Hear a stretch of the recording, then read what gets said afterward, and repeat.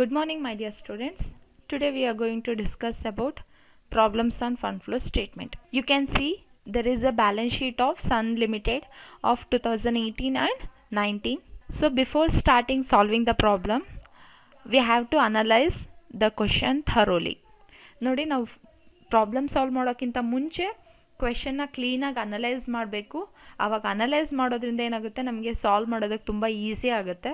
ಹಾಗೆ ಈ ಎಕ್ಸಾಮಲ್ಲಿ ನಿಮಗೆ ಫಂಡ್ ಫ್ಲೋ ಸ್ಟೇಟ್ಮೆಂಟ್ ಪ್ರಿಪೇರ್ ಮಾಡೋದಕ್ಕೆ ತುಂಬ ಟೈಮ್ ಹಿಡಿಯುತ್ತೆ. ಮಿನಿಮಮ್ ಒಂದು 30 to 40 ಮಿನಿಟ್ಸ್ ಹಿಡಿಯುತ್ತೆ. ಸೊ ನೀವು ಕ್ವಶನ್ನ ಕ್ಲೀನಾಗಿ ಅನಲೈಸ್ ಮಾಡಿಬಿಟ್ರೆ ನಿಮ್ಗೆ ಅಷ್ಟೊಂದು ಟೈಮ್ ಹಿಡಿಯಲ್ಲ. ಆಮೇಲೆ ಎಲ್ಲೂ ಬ್ಯಾಲೆನ್ಸ್ ಟ್ಯಾಲಿ ಆಗಿಲ್ಲ, ಆ ಥರ ಯಾವುದೇ ಪ್ರಾಬ್ಲಮ್ಸ್ಗಳು ಕೂಡ ಬರೋದಿಲ್ಲ. ಓಕೆ, ಫಸ್ಟ್ ಅನಲೈಸ್ ಮಾಡ್ತಾ ಬರೋಣ ಲ್ಯಾಬಿಲಿಟೀಸ್ ಸೈಡಲ್ಲಿ. ಸೊ ಅದಕ್ಕಿಂತ ಮುಂಚೆ ಬ್ಯಾಲೆನ್ಸ್ ಶೀಟಲ್ಲಿ ಬರೋ ಪ್ರತಿಯೊಂದು ಐಟಮ್ಸ್ಗಳು ಅಂದರೆ ಯಾವ ಒಂದು ಬ್ಯಾಲೆನ್ಸ್ಗಳು ವೇರಿ ಆಗಿರುತ್ತೆ. ಈಗ ಬ್ಯಾಲೆನ್ಸ್ ಶೀಟಲ್ಲಿ ಈಗ 18, 19 ಅಂತ ಇದೆ. ಸೊ ಇವೆರಡೂ ವರ್ಷಗಳಲ್ಲಿ ಏನು ಬ್ಯಾಲೆನ್ಸಸ್ ವೇರಿ ಆಗಿರುತ್ತೆ ಅಂಥವನ್ನ ನಾವು ಫಂಡ್ ಫ್ಲೋ ಸ್ಟೇಟ್ಮೆಂಟಲ್ಲಿ ಅಥವಾ schedule of changes in working ಕ್ಯಾಪಿಟಲಲ್ಲಿ, ಅಡ್ಜಸ್ಟೆಡ್ ಪ್ರಾಫಿಟ್ ಆ್ಯಂಡ್ ಲಾಸ್ ಅಕೌಂಟಲ್ಲಿ ಅಥವಾ ಒಂದು ಲೆಡ್ಜರ್ನ, ಈ ಥರ 4 ಐಟಮ್ಸಲ್ಲಿ ಎಲ್ಲಾದರೂ ಒಂದು ಕಡೆ ಬಂದಿರಬೇಕು. ಯಾವ ಒಂದು ಬ್ಯಾಲೆನ್ಸಸ್ಗಳು ವೇರಿ ಆಗುತ್ತೆ ಅವು ಈ 4 ಅಕೌಂಟ್ಸ್ಗಳಲ್ಲಿ ಬಂದಿರಬೇಕಾಗುತ್ತೆ. So schedule of changes in working capital, ledger ಅಥವಾ adjusted profit and loss account ಅಥವಾ ಫಂಡ್ ಫ್ಲೋ ಸ್ಟೇಟ್ಮೆಂಟ್, ಈ 4ರಲ್ಲಿ ಒಂದು ಕಡೆ ತಗೊಂಡಿರಬೇಕು. Okay, so first share capital. Share ಕ್ಯಾಪಿಟಲ್ದು 2018 ಅಮೌಂಟ್ ಎಷ್ಟಿದೆ? 10 lakh rupees ಇದೆ. ಹಾಗೆ 2019 ಎಷ್ಟಿದೆ? 11 lakh rupees ಇದೆ. ಅಂದರೆ ಏನಾಗಿದೆ, 10 lakh ಇದ್ದಿದ್ದು 11 lakh ಆಗಿದೆ. 1 lakh rupees ಇನ್ಕ್ರೀಸ್ ಆಗಿದೆ. ಶೇರ್ ಕ್ಯಾಪಿಟಲ್ ಚೇಂಜಸ್ ಆಗೋದಕ್ಕೆ ಮೇನ್ಲಿ 2 ರೀಸನ್ಸ್ಗಳಿರುತ್ತೆ. ಒಂದು, ನಾವು ಹೊಸ ಶೇರ್ಸ್ಗಳನ್ನ ಇಶ್ಯೂ ಮಾಡಿದಾಗ ನಮ್ಮ ಬ್ಯಾಲೆನ್ಸಸ್ ಇನ್ಕ್ರೀಸ್ ಆಗಿರುತ್ತೆ. ಸೊ ನಾವು ಹೊಸ ಶೇರ್ಸ್ಗಳನ್ನ ಇಶ್ಯೂ ಮಾಡಿದಾಗ ಏನು ಮಾಡ್ತೀವಿ, ಶೇರ್ಸ್ ಇಶ್ಯೂ ಮಾಡ್ತೀವಿ, ಹಾಗೆ ಕ್ಯಾಶ್ನ ಕಲೆಕ್ಟ್ ಮಾಡಿರ್ತೀವಿ.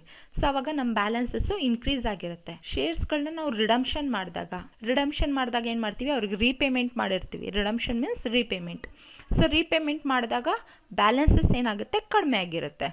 ಫಾರ್ ಎಕ್ಸಾಂಪಲ್, ಈಗ ಕಡಿಮೆ ಹೆಂಗೆ ಅಂತಂದರೆ 2018 10 lakh ಇರೋದು 2019 9 lakh ಆಗಿದೆ ಅಂದರೆ 1 lakh ರೂಪಾಯಿ ಕಡಿಮೆ ಆಗಿದೆ ಅಂತ. ಸೊ ಆ ಥರ ಕಡಿಮೆ ಆದಾಗ ಏನು ಮಾಡಿರ್ತೀವಿ, ನಾವು ಆ 1 lakh ರೂಪಾಯಿ ಅಮೌಂಟ್ನ ಶೇರ್ ಹೋಲ್ಡರ್ಸ್ಗೆ ರಿಟರ್ನ್ ಕೊಟ್ಟಿರ್ತೀವಿ, ರಿಡಮ್ಷನ್ ಮಾಡಿರ್ತೀವಿ. ಸೊ ಅವಾಗೇನಾಗಿರುತ್ತೆ, ಕ್ಯಾಶ್ ನಮ್ಮಿಂದ ಹೋಗಿರುತ್ತೆ. ಅದನ್ನು ನಾವು ಯೂಸರ್ಸ್ ಆಫ್ ಫಂಡ್ಸ್ ಅಂತ ತಗೊಳ್ತೀವಿ.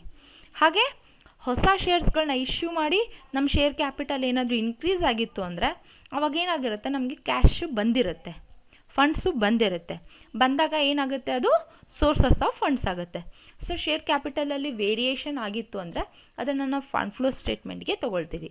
ಓಕೆ, ನೆಕ್ಸ್ಟ್ ಡಿವೆಂಚರ್ಸ್ ಕೂಡ ಸೇಮ್ ಶೇರ್ ಕ್ಯಾಪಿಟಲ್ ಥರನೇ ಇನ್ಕ್ರೀಸ್ ಅಥವಾ ಡಿಕ್ರೀಸ್ ಆಗಿತ್ತು ಅಂತಂದರೆ ನಾವು ಅದನ್ನ ಎಲ್ಲಿ ತೊಗೊಳ್ತೀವಿ, ಫಂಡ್ ಫ್ಲೋ ಸ್ಟೇಟ್ಮೆಂಟ್ಗೆ ತೊಗೊಳ್ತೀವಿ. ಇಲ್ಲಿ ನಮಗೆ 5 lakh rupees ಇದ್ದಿದ್ದು 3 lakh ಆಗಿದೆ. ಅಂದರೆ ಏನಾಗಿದೆ, 2 lakh rupees ರಿಡಕ್ಷನ್ ಆಗಿದೆ. ಸೊ ರಿಡಕ್ಷನ್ ಆದಾಗ ನಾವು ಅರ್ಥ ಏನು, ಡಿವೆಂಚರ್ಸ್ನ ನಾವು ರಿಡೀಮ್ ಮಾಡಿದ್ದೀವಿ ಅಂತ. ಸೊ ರಿಡೀಮ್ ಮಾಡಿದಾಗ ಫಂಡ್ ಫ್ಲೋ ಸ್ಟೇಟ್ಮೆಂಟ್ನ ಯೂಸರ್ಸ್ ಕಡೆ ತಗೊಳ್ತೀವಿ. ನೆಕ್ಸ್ಟ್ ಜನರಲ್ ರಿಸರ್ವಲ್ಲಿ ಏನೂ ಚೇಂಜಸ್ ಆಗಿಲ್ಲ. 2 lakh rupees ಇದ್ದಿದ್ದು 2 lakh rupees ಇದೆ. ಜನರಲ್ ರಿಸರ್ವ್ಸಲ್ಲಿ ಏನೂ ಚೇಂಜಸ್ ಆಗಿಲ್ಲ. ಸೊ ಹಾಗಾಗಿ ಅದನ್ನು ಎಲ್ಲೂ ತಗೊಳ್ಳೋದಿಲ್ಲ.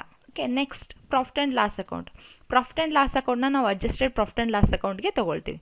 ಇದ್ರ ಓಪನಿಂಗ್ ಬ್ಯಾಲೆನ್ಸ್ ಮತ್ತು closing balances adjusted profit and loss ಅಕೌಂಟ್ಗೆ ಓಪನಿಂಗ್ ಮತ್ತು ಕ್ಲೋಸಿಂಗ್ ಬ್ಯಾಲೆನ್ಸ್ಗಳ ಹಾಗೆ ಮಾಡ್ತೀವಿ. ನೆನಪಿದೆ ಅಲ್ವಾ?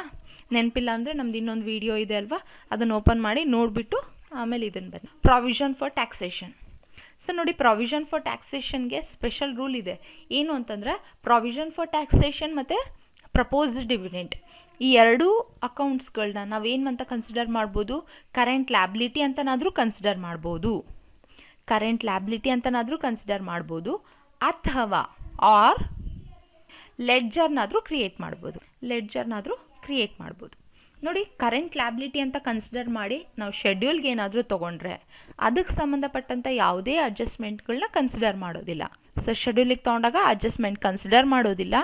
ಇನ್ ಕೇಸ್ ಲೆಡ್ಜರ್ ಓಪನ್ ಮಾಡಿದಾಗ ಅದಕ್ಕೆ ಸಂಬಂಧಪಟ್ಟಿದ್ದೆಲ್ಲ ಅಡ್ಜಸ್ಟ್ಮೆಂಟ್ಗಳನ್ನ ಕನ್ಸಿಡರ್ ಮಾಡ್ತೀವಿ. ಬಟ್ ನಮಗೆ ಕ್ವೆಶನ್ ನೋಡಬೇಕಾಗತ್ತೆ, ಅದಕ್ಕೆ ಸಂಬಂಧಪಟ್ಟಿದ್ದೇನಾದರೂ ಅಡ್ಜಸ್ಟ್ಮೆಂಟ್ ಕೊಟ್ಟಿದ್ದಾರಾ ಅಥವಾ ಸ್ಪೆಸಿಫಿಕಲಿ ಹೇಳಿದಾರಾ. ನಿಮಗೆ ಇದನ್ನು ಕರೆಂಟ್ ಲ್ಯಾಬಿಲಿಟಿ ಅಂತ ಕನ್ಸಿಡರ್ ಮಾಡಿ ಅಥವಾ ಕನ್ಸಿಡರ್ ಮಾಡಬೇಡಿ ಅಂತ ಅವ್ರು ಸ್ಪೆಸಿಫಿಕಲಿ ಹೇಳಿದರೆ ಅವ್ರು ಯಾವ ಥರ ಹೇಳಿರ್ತಾರೋ ಆ ಥರ ಮಾಡ್ಬೋದು. ಇಲ್ಲ ಅಂತಂದರೆ ನಮ್ಮ ಇಷ್ಟ. ಯೂಶ್ವಲಿ ಏನು ಮಾಡ್ತೀವಿ, ಕರೆಂಟ್ ಲ್ಯಾಬಿಲಿಟಿ ಅಂತ ಕನ್ಸಿಡರ್ ಮಾಡ್ತೀವಿ, ಯಾಕೆಂದರೆ ವರ್ಕ್ ಕಡಿಮೆ ಆಗುತ್ತೆ. Next creditors. Creditors current liabilities current assets ಎಲ್ಲ ಎಲ್ಲಿ ತೊಗೊಳ್ತೀವಿ? Yes, schedule of changes in working ಕ್ಯಾಪಿಟಲಲ್ಲಿ ತೊಗೊಳ್ತೀವಿ. ನೆಕ್ಸ್ಟ್ ಬಿಲ್ಸ್ ಪೇಯಬಲ್ ಕೂಡ ನಾವೇನು ಮಾಡ್ತೀವಿ, ಶೆಡ್ಯೂಲಲ್ಲಿ ತೊಗೊಳ್ತೀವಿ, ಅಂದರೆ current liability. Provision for doubtful debts. So ನೋಡಿ, ಯಾವುದೇ ಪ್ರಾವಿಷನ್ಸ್ಗಳಿದ್ರು ಅವನ್ನೆಲ್ಲ ನಾವೆಲ್ಲಿ ತೊಗೊಳ್ತೀವಿ, ಕರೆಂಟ್ ಲ್ಯಾಬಿಲಿಟಿ ಅಂತ ಕನ್ಸಿಡರ್ ಮಾಡಿಬಿಟ್ಟು ಶೆಡ್ಯೂಲಲ್ಲಿ ತೊಗೊಳ್ತೀವಿ. ಹಾಗೆ ಪ್ರಾವಿಷನ್ ಅಂದ ತಕ್ಷಣ ಎಲ್ಲ ಪ್ರಾವಿಷನ್ ಅಲ್ಲ, ನಮಗೆ ಕೆಲವೊಂದು ಸಾರಿ ಪ್ರಾವಿಷನ್ ಫಾರ್ ಡಿಪ್ರಿಸಿಯೇಷನ್ ಅಂತ ಬರುತ್ತೆ, ಅದನ್ನು ನಾವು ಕರೆಂಟ್ ಲ್ಯಾಬಿಲಿಟಿ ಅಂತ ಕನ್ಸಿಡರ್ ಮಾಡೋದಿಲ್ಲ. ನೆಕ್ಸ್ಟ್ ಅಸೆಟ್ ಸೈಡ್ ಬನ್ನಿ. ಗುಡ್ ವಿಲ್ ಎಲ್ಲ ಫಿಕ್ಸ್ಡ್ ಅಸೆಟ್ಸ್ಗಳ ಬಗ್ಗೆ ಹೇಳ್ಬಿಡ್ತೀನಿ ಒಂದ್ಸಾರಿ. ಎಲ್ಲ ಫಿಕ್ಸ್ಡ್ ಅಸೆಟ್ಸ್ಗಳಲ್ಲಿ ಬ್ಯಾಲೆನ್ಸ್ ಏನಾದರೂ ವೇರಿಯೇಷನ್ ಆಗೋದಕ್ಕೆ ಮೇನ್ 3 ರೀಸನ್ಸ್ಗಳಿರುತ್ತೆ. ಏನಿರುತ್ತೆ ಅಂದರೆ, ಫಸ್ಟ್ ಒನ್, ನಾವು ಸೇಲ್ ಮಾಡಿರ್ತೀವಿ. ಸೇಲ್ ಮಾಡಿದಾಗ ಏನಾಗುತ್ತೆ, ನಮ್ಮ ಹತ್ರ ಇರೋ ಅಸೆಟ್ಟು ಸೇಲ್ ಆದಾಗ ಹೋಗಿರುತ್ತೆ, ಕ್ಯಾಶು ಬಂದಿರುತ್ತೆ, ಸೊ ವ್ಯಾಲ್ಯೂ ಕಡಿಮೆ ಆಗಿರುತ್ತೆ. ಹಾಗೆ ಪರ್ಚೇಸ್ ಮಾಡಿದಾಗ ನಮ್ಮ ಅಸೆಟ್ ವ್ಯಾಲ್ಯೂ ಜಾಸ್ತಿ ಆಗಿರುತ್ತೆ. ಹಾಗೆ ಡಿಪ್ರಿಸಿಯೇಷನ್ ಚಾರ್ಜ್ ಮಾಡಿದಾಗ, ಸೊ ಅಂದರೆ ಪರ್ಚೇಸ್ ಮಾಡಿದಾಗ, ಸೇಲ್ ಮಾಡಿದಾಗ, ಡಿಪ್ರಿಸಿಯೇಷನ್, ಈ 3 ರೀಸನ್ಸ್ಗಳಿಗೆ ಏನಾಗುತ್ತೆ, ಫಿಕ್ಸ್ಡ್ ಅಸೆಟ್ಸ್ಗಳು ಬ್ಯಾಲೆನ್ಸ್ ವೇರಿಯೇಷನ್ ಆಗುತ್ತೆ. ಬಟ್ ಗುಡ್ವಿಲ್ದು ಹಾಗಲ್ಲ.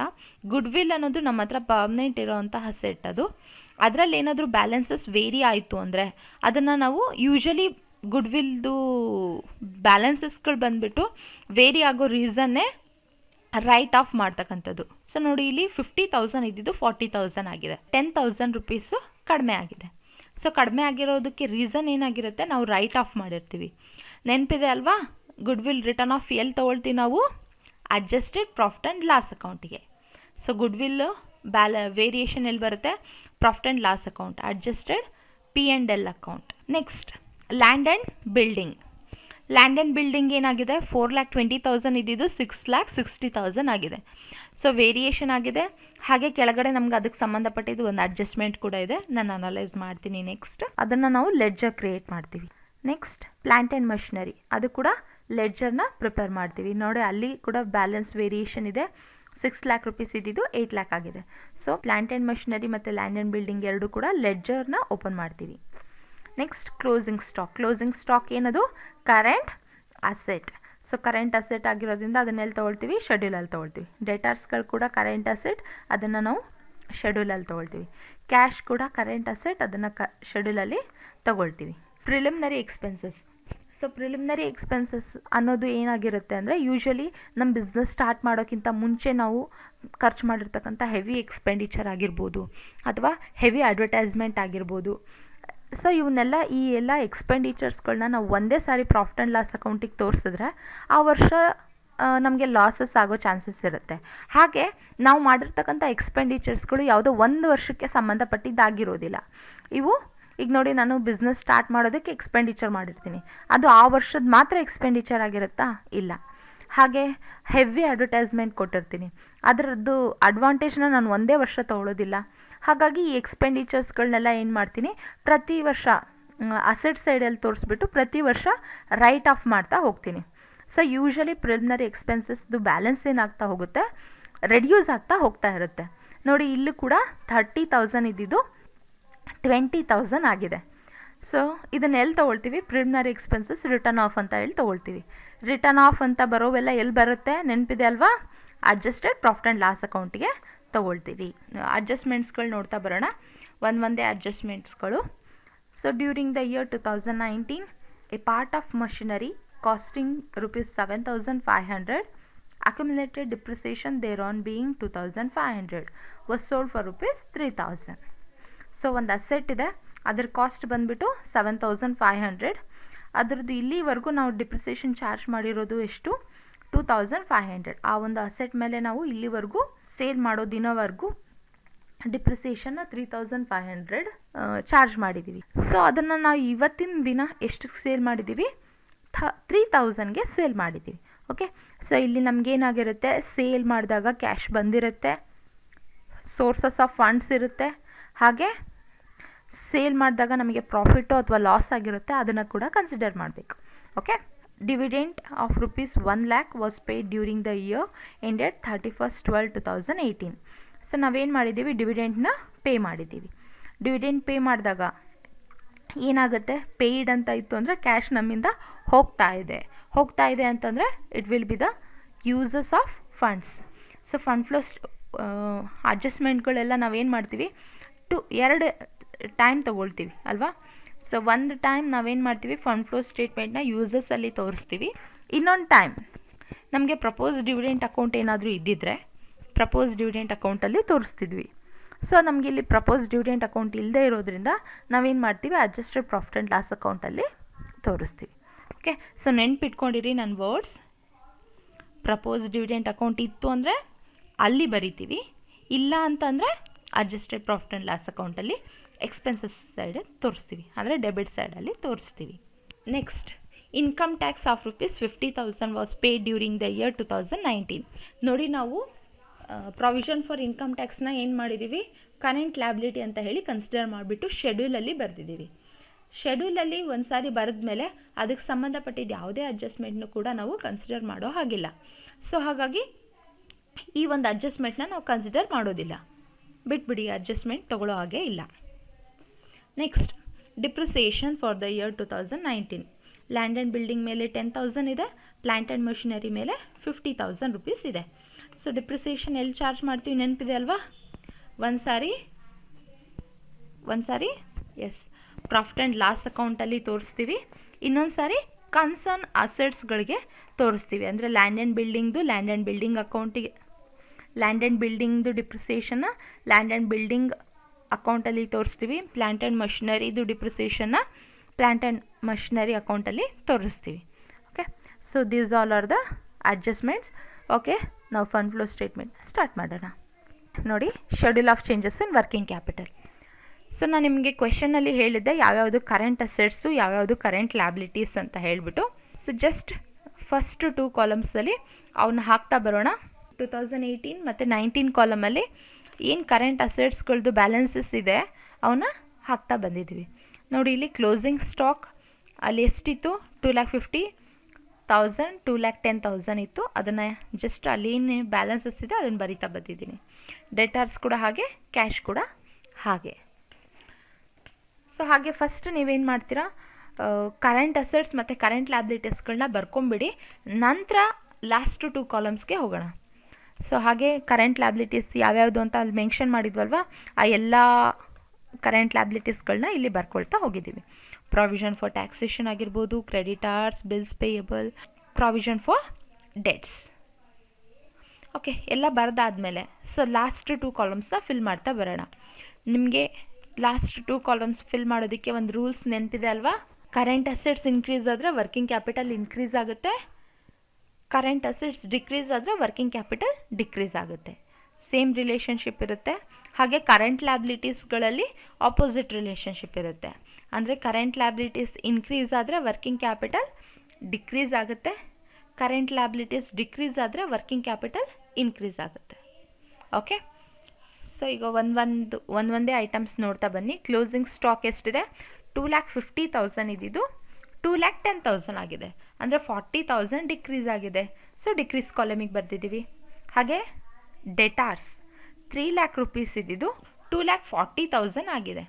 ಸೊ ಅಂದರೆ ಏನಾಗಿದೆ, 60,000 ಡಿಕ್ರೀಸ್ ಆಗಿದೆ. ಸೊ ಡಿಕ್ರೀಸ್ ಆಗಿರೋದ್ರಿಂದ decrease ಕಾಲಮಿಗೆ ಬರೆದಿದ್ದೀವಿ.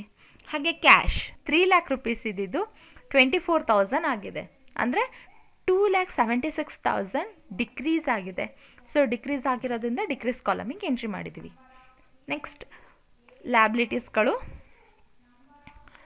Provision for taxation. Provision for taxation ಏನು, 40,000 ಇದ್ದಿದ್ದು 1,10,000 ಆಗಿದೆ, ಅಂದರೆ ಏನಾಗಿದೆ, ಇನ್ಕ್ರೀಸ್ ಆಗಿದೆ. ಸೊ ಇನ್ಕ್ರೀಸ್ ಆದಾಗ ನಾವೇನು ಮಾಡ್ತೀವಿ, ಡಿಕ್ರೀಸ್ ಕಾಲಮಿಗೆ ಬರಿತೀವಿ. 70,000 ಇನ್ಕ್ರೀಸ್ ಆಗಿದೆ, ಸೊ ಹಾಗಾಗಿ ಡಿಕ್ರೀಸ್ ಕಾಲಮಿಗೆ ಬರೆದಿದ್ದೀವಿ. ನೆಕ್ಸ್ಟ್ ಕ್ರೆಡಿಟಾರ್ಸ್, 50,000 ಇದ್ದಿದ್ದು 40,000 ಆಗಿದೆ, ಅಂದರೆ ಡಿಕ್ರೀಸ್ ಆಗಿದೆ. ಡಿಕ್ರೀಸ್ ಆದರೆ ಏನು ಮಾಡ್ತೀವಿ, ಇನ್ಕ್ರೀಸ್ ಕಾಲಮ್ಗೆ ಬರಿತೀವಿ, ಅಂದರೆ 10,000. ನೆಕ್ಸ್ಟ್ ಬಿಲ್ಸ್ ಪೇಯಬಲ್, 20,000 ಇದ್ದಿದ್ದು 30,000 ಆಗಿದೆ, ಇನ್ಕ್ರೀಸ್ ಆಗಿದೆ 10,000. ಸೊ ಇನ್ಕ್ರೀಸ್ ಆದರೆ ಏನು ಮಾಡ್ತೀವಿ, ಡಿಕ್ರೀಸ್ ಕಾಲಮಿಗೆ ಬರಿತೀವಿ. ನೆಕ್ಸ್ಟ್ ಪ್ರಾವಿಷನ್ ಫಾರ್ ಡೆಟ್ಸ್, 30,000 ಇದ್ದಿದ್ದು 24,000 ಆಗಿದೆ, ಅಂದರೆ ಡಿಕ್ರೀಸ್ ಆಗಿದೆ 6,000. ಡಿಕ್ರೀಸ್ ಆಗಿರೋದ್ರಿಂದ ಇನ್ಕ್ರೀಸ್ ಕಾಲಮಿಗೆ ಬರೆದಿದ್ದೀವಿ. Okay, so so last 2 columns total ಮಾಡಿದ್ರೆ ಯಾವುದು ಕಾಲಮ್ ಜಾಸ್ತಿ ಅಮೌಂಟ್ ಬರುತ್ತೆ. ಸೊ ನೋಡಿ ನಮಗೆ ಡಿಕ್ರೀಸ್ ಕಾಲಮ್ದು ಅಮೌಂಟ್ ಜಾಸ್ತಿ ಬಂದಿದೆ, 4,56,000 ಬಂದಿದೆ. ಅದನ್ನು ನಾವು ಎರಡೂ ಕಡೆ ಬರ್ಕೊಳ್ತೀವಿ. ಎರಡೂ ಕಡೆ ಬರ್ಕೊಂಡು ಬ್ಯಾಲೆನ್ಸಿಂಗ್ ಫಿಗರ್ನ ಯಾವ ಕಾಲಮಲ್ಲಿ ಕಡಿಮೆ ಇರುತ್ತೆ ಅಲ್ಲಿ ಬ್ಯಾಲೆನ್ಸಿಂಗ್ ಫಿಗರ್ ಬರೆದಾಗ ನಮಗೆ net changes in working capital ಸಿಗುತ್ತೆ. ಓಕೆ, 4,40,000. ನೆಕ್ಸ್ಟ್ ಲೆಡ್ಜರ್ ಅಕೌಂಟ್ಸ್ಗಳನ್ನ ನೋಡ್ತಾ ಬರೋಣ. ಓಕೆ, ಸೊ ಫಸ್ಟ್ ಲೆಡ್ಜರ್ ಅಕೌಂಟ್ಗಳನ್ನ ಓಪನಿಂಗ್ ಬ್ಯಾಲೆನ್ಸಸ್ಗಳನ್ನ ಎಂಟ್ರಿ ಮಾಡ್ತಾ ಬರಬೇಕು. ಲೆಡ್ಜರ್ ಅಕೌಂಟ್ಸ್ದು ಓಪನಿಂಗ್ ಬ್ಯಾಲೆನ್ಸಸ್ಗಳನ್ನ ಎಂಟ್ರಿ ಮಾಡ್ತಾ ಬರಬೇಕು. ಸೊ ಲೆಡ್ಜರ್ ಅಕೌಂಟ್ದು ಓಪನಿಂಗ್ ಬ್ಯಾಲೆನ್ಸ್ ಹೆಂಗೆ ಎಂಟ್ರಿ ಮಾಡೋದು ಗೊತ್ತಿದೆ ಅಲ್ವಾ. ಫಸ್ಟ್ ಏನು ಮಾಡ್ತೀವಿ, ಅಸೆಟ್ ಸೈಡ್ ಯಾವ್ಯಾವುದು ಲೆಡ್ಜರ್ಸ್ಗಳನ್ನ ಓಪನ್ ಮಾಡಬೇಕು ಎಲ್ಲ ಲೆಡ್ಜರ್ಸ್ಗಳನ್ನ ಓಪನ್ ಮಾಡ್ತಾ ಬನ್ನಿ. ಓಕೆ, ನೋಡಿ ನಮಗಿಲ್ಲಿ ಎಷ್ಟು ಲೆಡ್ಜರ್ಸ್ಗಳು ಬೇಕಾಗುತ್ತೆ, 3 ಲೆಡ್ಜರ್ಸ್ಗಳನ್ನ ನಾವು ಓಪನ್ ಮಾಡಬೇಕಾಗುತ್ತೆ. ಒಂದು plant and machinery account, okay, plant and machinery account, land and building account, ಹಾಗೆ adjusted profit and loss account.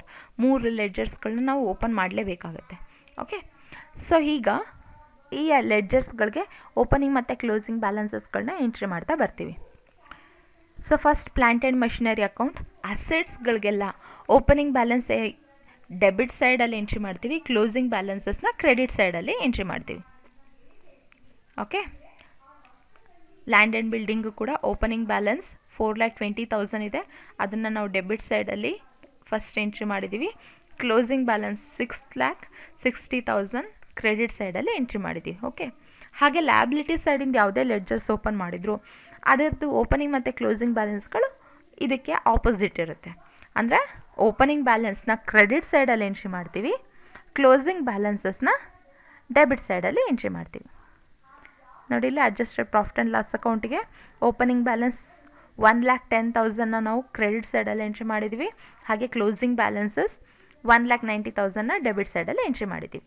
Okay, so ಎಲ್ಲ ಎಂಟ್ರಿ ಮಾಡಿದಾದಮೇಲೆ ಇವಾಗ ಏನು ಮಾಡಬೇಕು, ನಮ್ಮ ಕ್ವೆಶನ್ನಲ್ಲಿ ಇಟ್ಕೊಂಡು ಆ ಕ್ವೆಶನ್ನಲ್ಲಿ ಏನೇನು ಐಟಮ್ಸ್ಗಳಿದೆ ಅಡ್ಜಸ್ಟ್ಮೆಂಟ್ಸ್ಗಳಿದೆ ಫಸ್ಟ್ ಎಲ್ಲ ಹಾಕ್ತಾ ಬನ್ನಿ.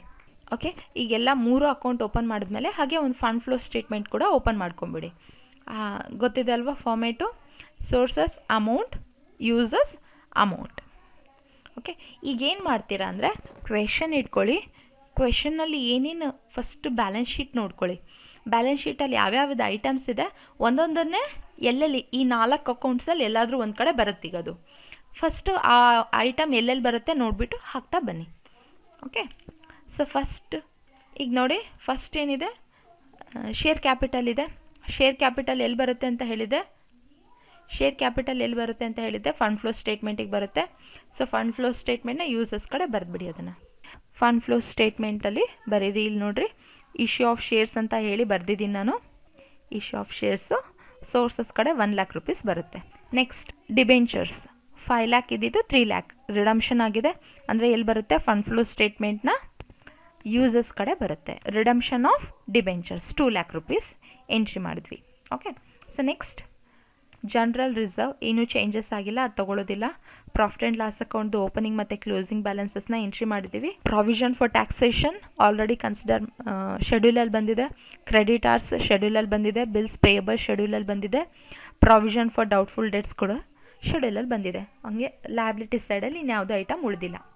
ಹಾಗೆ ಗುಡ್ ವಿಲ್ ಏನಾಗಿದೆ, 50,000 ಇದ್ದಿದ್ದು 40,000 ಆಗಿದೆ. ಅಂದರೆ ರಿಟರ್ನ್ ಆಫ್ ಗುಡ್ ವಿಲ್ ಬರುತ್ತೆ. ಅಡ್ಜಸ್ಟೆಡ್ ಪ್ರಾಫಿಟ್ ಆ್ಯಂಡ್ ಲಾಸ್ ಅಕೌಂಟಲ್ಲಿ ರಿಟರ್ನ್ ಆಫ್ ಗುಡ್ ವಿಲ್ನ ಬರಿತೀವಿ. ಓಕೆ, ಹೈಲೈಟ್ ಆಗ್ತಾ ಇದೆ. ನೆಕ್ಸ್ಟ್ ಲ್ಯಾಂಡ್ ಆ್ಯಂಡ್ ಬಿಲ್ಡಿಂಗ್ದು ಓಪನಿಂಗ್ ಮತ್ತು ಕ್ಲೋಸಿಂಗ್ ಬ್ಯಾಲೆನ್ಸಸ್ ಎಂಟ್ರಿ ಮಾಡಿದ್ದೀವಿ, ಅದೇನು ಬೇಡ. ನೆಕ್ಸ್ಟ್ ಪ್ಲ್ಯಾಂಟ್ ಆ್ಯಂಡ್ ಮಷಿನರಿ, ಅದು ಕೂಡ ಓಪನಿಂಗ್ ಮತ್ತು ಕ್ಲೋಸಿಂಗ್ ಬ್ಯಾಲೆನ್ಸಸ್ನ ಆಲ್ರೆಡಿ ತೊಗೊಂಡಿದ್ದೀವಿ.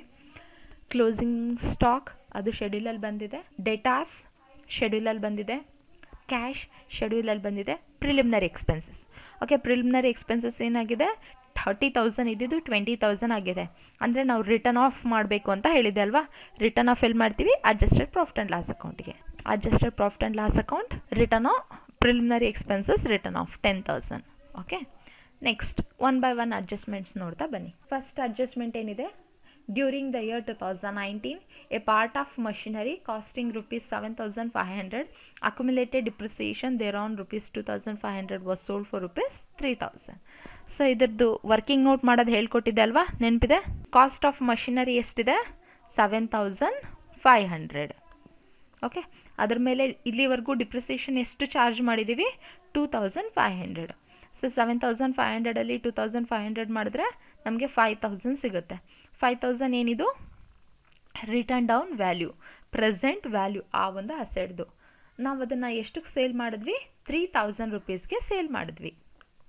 ಓಕೆ, ನಮಗೆ ಲಾಸ್ ಎಷ್ಟಾಯಿತು? ಆ ಒಂದು ಅಸೆಟ್ನ ಸೇಲ್ ಮಾಡಿದ್ರಿಂದ 2,000 ರುಪೀಸ್ ಲಾಸ್ ಆಯಿತು.